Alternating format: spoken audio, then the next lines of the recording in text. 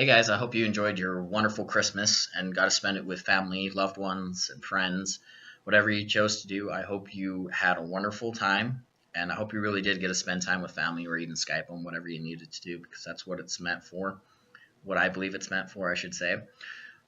Today, I want to talk about two things. I want to talk about comparing yourself to others and pros and cons to it, and what you should look for, in a sense.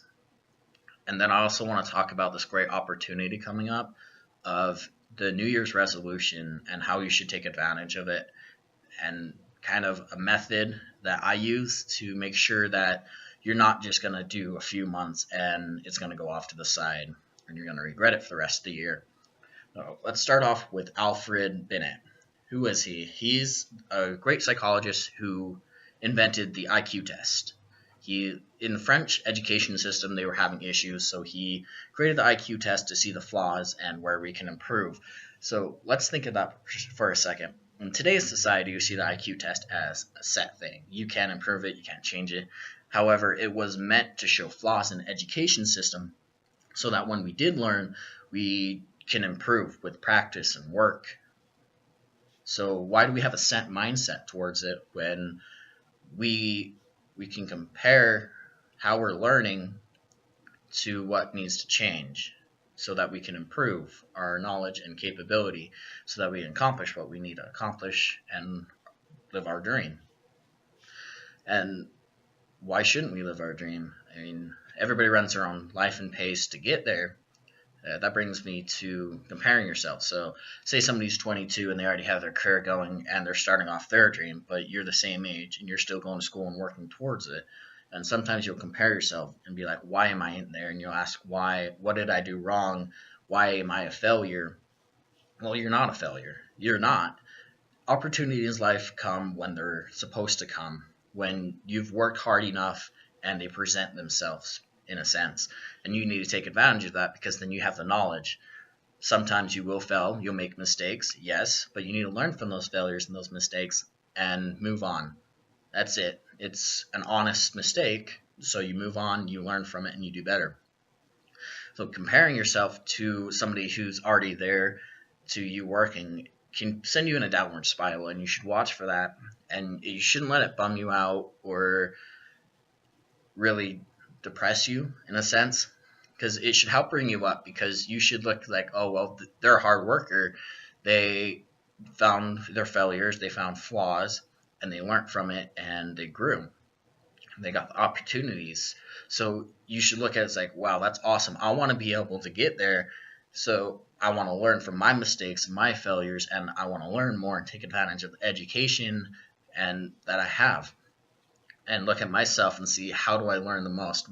How do I obtain the most knowledge? And you should look at that as well instead of comparing yourself. For example, my brother is 25, and I look up to that man like none other, and he's a great idol of mine in my life, and I'm glad that he is who he is, because I look at him and he works harder than I've seen a lot of people work. He's a workaholic, and he's accomplished great things. He works probably about 50 hours a week. He's going to school to get his master's, and he already has a house and he's 25. And I look at that as like, wow, I want to be 25 and owning my own house. But I have to realize that what he wants to accomplish is different from what I want to accomplish. We all have goals in life, and they send us in different directions.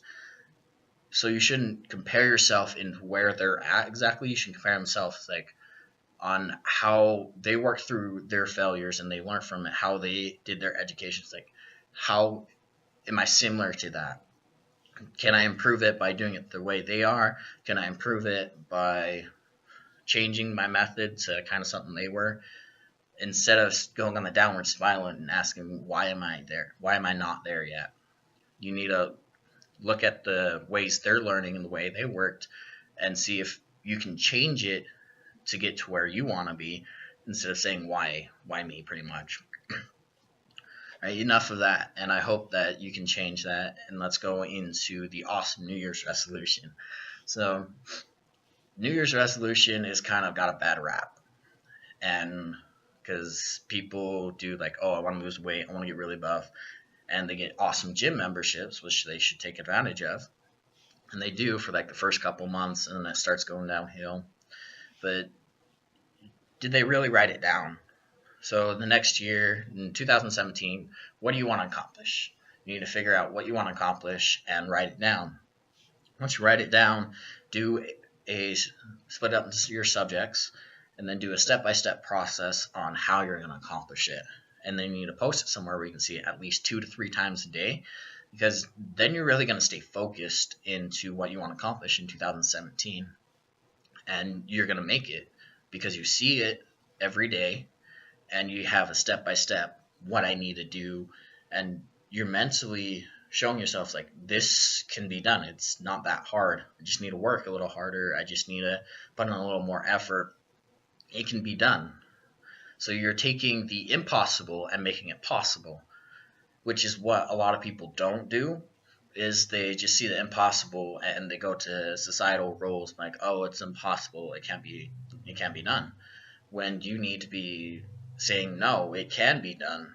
You can make the impossible possible just by having a different thought process. I apologize. And you just need to find your goals, what you want to accomplish, and write it down step by step. And then it brings out the impossible to being possible. You can accomplish anything you would like. I choose to believe that way. Some people go into what they say is realistic and you can accomplish anything.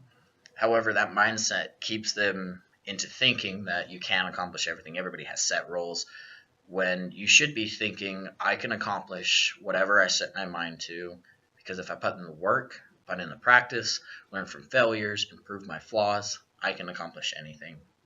That's what you should believe. It doesn't come without work. There's going to be a ton of work for you. But if you push through that work, you can accomplish anything you want. So I hope you do the New Year's resolution what I believe is the correct way, by the same way you set up your goals and making it more of a goal, writing it down step by step and accomplishing it. And I really hope that you all do that, because I know I will. And it's going to help me improve for this 2017, and I hope you improve. That's all I got for you guys. Stay tuned for next time, and I hope you guys have a wonderful New Year's.